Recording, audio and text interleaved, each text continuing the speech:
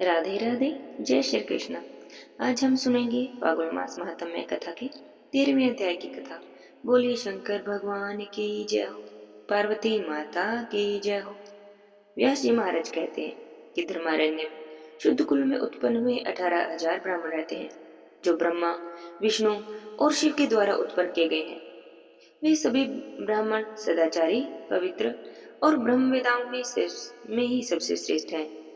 व्यास जी की बातें सुनकर महाराज युधिष्ठिर ने पूछा, हे मुनिवर, धर्मारण्य में जिन श्रेष्ठ आचार व्यवहार वाले ब्राह्मणों ने निवास किया, वे किस कुल में उत्पन्न हुए थे? तब व्यास जी कहते हैं, हे राजन, उन ऋषियों महात्मा ब्राह्मणों की शाखा पर शाखा, पुत्र पुत्र आदि की संख्या बहुत हुई।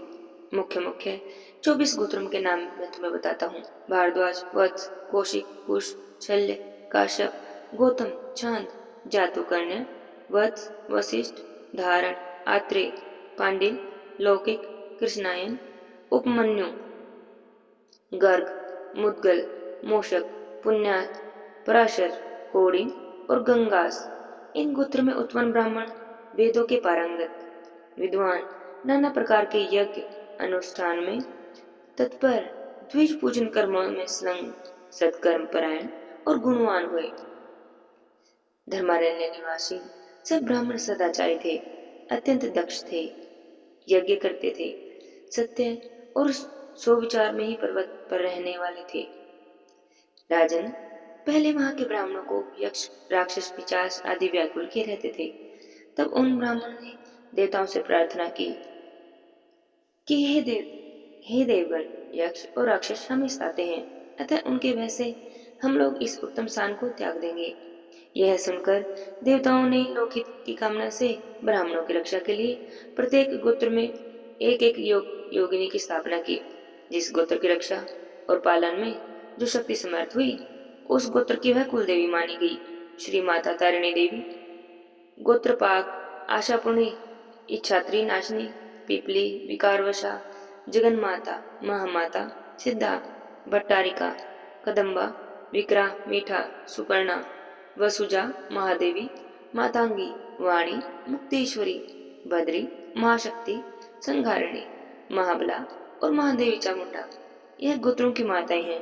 ब्रह्मा, विष्णु और शिव आदि देवताओं ने वहां रक्षा के लिए उन गोत्र माताओं की वहां के सर्वधर्म प्राण श्रेष्ठ ब्राह्मण उन सभी योगिनियों की नित्य ही पूजा करने लगे।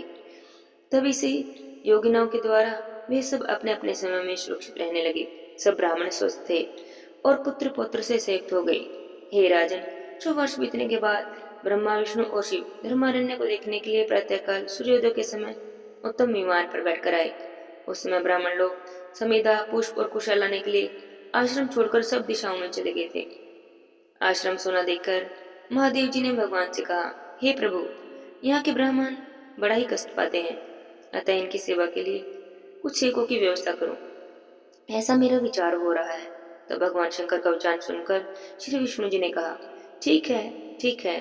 तब भगवान विष्णु ने ब्रह्मा जी से कहा, हे जगत पिता, आप यहाँ के ब्राह्मणों की सेवा के लिए कोई उपाय कीजिए।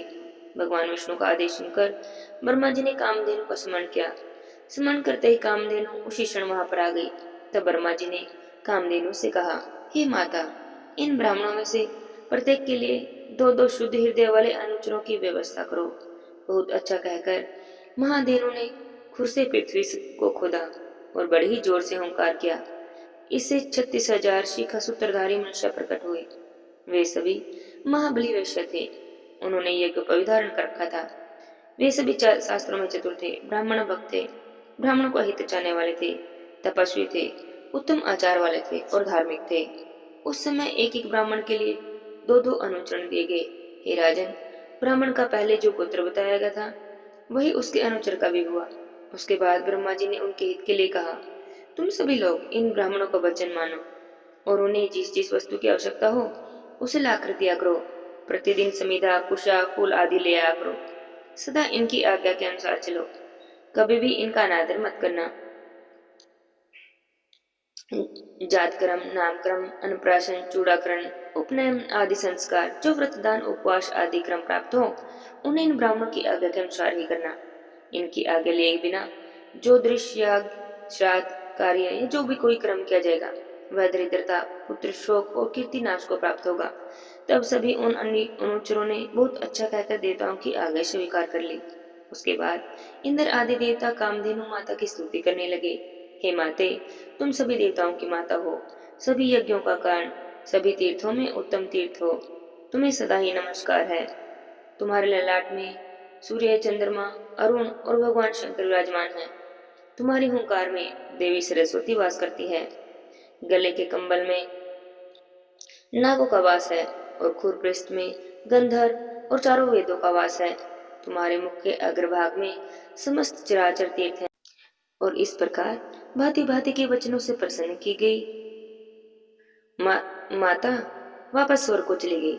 उन वैश्य के विवाह के लिए भगवान शंकर और यम ने गंधर्वों की कन्याओं को लाकर उनकी पत्नी के रूप में स्थापित किया। विश्वास नाम से जो गंधर्वों के राजा थे, उनके यहाँ 60,000 कन्याएं थी। वे सभी रूप, यौवन और उदारता से संपन्न थी।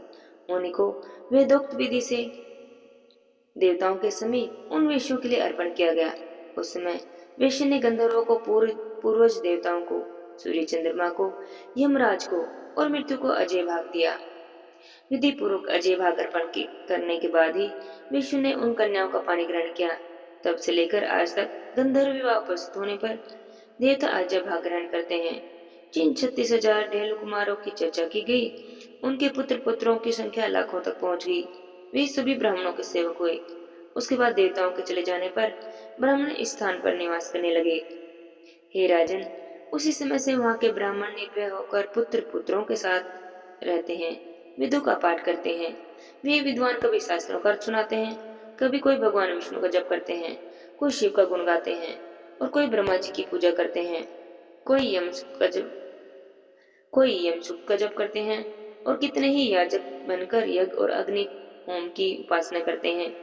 वे स्वाहा का, स्वधा और वस्ता का शब्दों से चराचर प्राणियों से संपूर्ण त्रिलोकी को परिपूर्ण करते रहते हैं।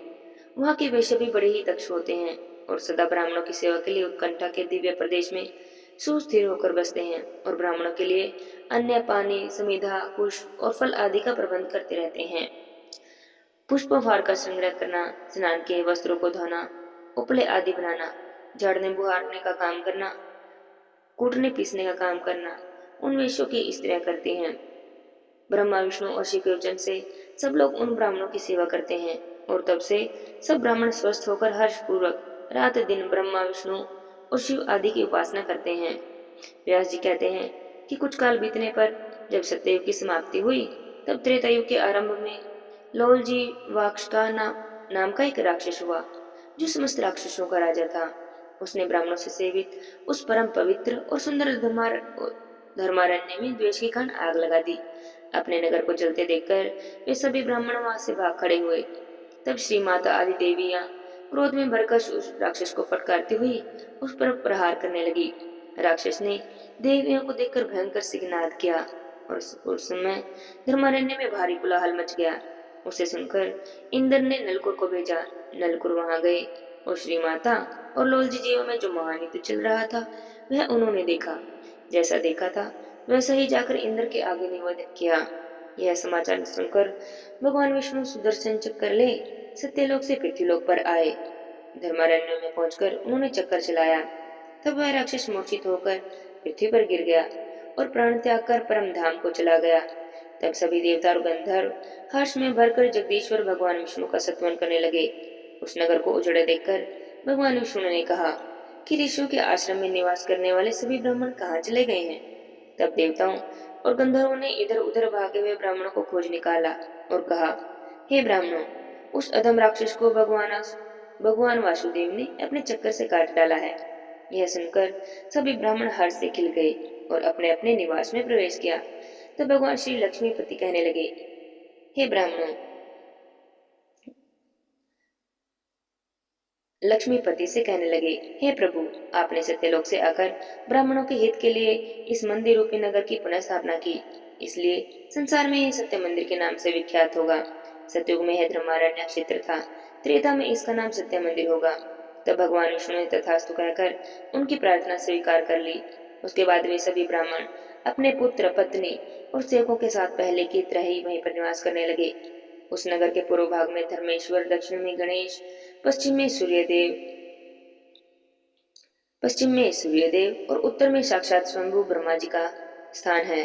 तब युधिष्ठिर महाराज ने पूछा, हे महाभाग्य जी, कहते हैं, हे राजन, पूर्व काल में जब सभी देवताओं ने धर्मारण्य में दुर्गा जी के पुत्र गणेश जी को स्थापित किया था, अब मैं गणेश जी की उत्पत्ति का कारण बताता हूँ। एक समय पार्वती जी ने अपने अंगों में उपटन लगाया और उससे जो मैल निकला उसे अपने हाथ पर रखकर एक सुंदर स्वरूप की प्रतिमा बना दी। फिर उसमें उसने जीव का भी संचार कर दिया। तब वह बालक उनके आगे आकर खड़ा हो गया और अपनी माता से बोला, आज्ञा दीजिए माता, मैं कौन सा कार्य करूं? तब देवी पार्वती ने कहा कि मैं जब तक स्नान करूं तब तक तुम मेरे द्वार पर खड़े रहना। महादेव की इस प्रकार आज्ञा देने पर गणेश जी हथियार लेकर द्वार पर खड़े हो गए। इसी समय महादेव जी आए और घर के भीतर प्रवेश करने का विचार करने लगे, किंतु द्वार पर खड़े हुए बालक को देखकर बालक ने उन्हें भीतर नहीं जाने दिया। इससे महादेव जी को क्रोध आ गया और दोनों ही पिता पुत्र में परस्पर युद्ध होने लगा। तो महादेव जी ने त्रिशूल से उस बालक का मस्तक काट दिया। अपने पुत्र को मरकर गिरा देखकर पार्वती देवी फूट फूट कर रोने लगी। पार्वती जी को दुखी देखकर भगवान शंकर को भी बड़ी चिंता हुई। अभी भगवान शंकर स्थिति का विचार कर ही रहे थे, तभी उनकी दृष्टि वहां आए हुए गजासुर पर पड़ी। उस महादैत्य को देखकर भगवान शंकर ने उसे मार दिया और उसका मस्तक पार्वती जी के बनाए हुए बालक के धड़ से जोड़ दिया। तब वह बालक उठकर खड़ा हो गया। तब भगवान शिव ने उसका नाम गजानन रख दिया। फिर सभी देवताओं और मुनि ने मिलकर गणेश जी का स्तवन किया। सभी देवताओं ने कहा, हे भगवान, आपको नमस्कार है। आप देवताओं के भी ईश्वर, गणों के भी स्वामी हैं। आपको नमस्कार है। हे गजानन, आप महादेव देव जी के अधिक देवता हैं। आपको नमस्कार है। हे गणाध्यक्ष, आप भक्ति प्रिय देवता हैं। आपको बारंबार नमस्कार है। इस प्रकार स्तुति करने पर गणों के स्वामी गणेश जी बहुत प्रसन्न हो गए और कहने लगे, हे देवताओं, मैं तुम पर संतुष्ट हूँ। तुम मुझसे कोई भी मनवांछित वस्तु मांग लो, मैं तुम्हें अवश्य दूंगा। तभी सभी देवता बोले, हे महाभाव, आप यहीं पर रहकर हमारा कार्य साधन करें। धर्मारण्य में रहने वाले ब्राह्मण, वैश्यजन, धार्मिक पुरुष और वर्णाश्रम से भिन्न मनुष्यों का भी आप सदा रक्षण करें। आपके प्रसाद से यहाँ के ब्राह्मण और महाबली वैश्य सदा धन और सुख से संपन्न हों। जब तक सूर्य, चंद्रमा और पृथ्वी रहे तब तक आप यहीं पर रहकर सबकी रक्षा करते रहें। तब गणेश जी ने एवं अस्तु कहकर उनकी प्रार्थना को स्वीकार कर लिया। तभी सभी देवताओं ने हर्ष में भरकर गणेश जी का पूजन किया। संसार में दूसरे लोगों ने भी विघ्न निवारण के लिए उनकी पूजा की। इसलिए गणेश जी व उत्सव और यज्ञ में सबसे पहले पूजित होते हैं। धर्मारण्य में रहने वाले लोगों पर वे सदा ही प्रसन्न रहते हैं। बोलिए श्री गणेश जी भगवान की जय हो, शंकर भगवान की जय हो। आज की कथा को यहीं पर विराम देते हैं। आगे की कथा हम अगले अध्याय में सुनेंगे। जय जय श्री राधे श्याम।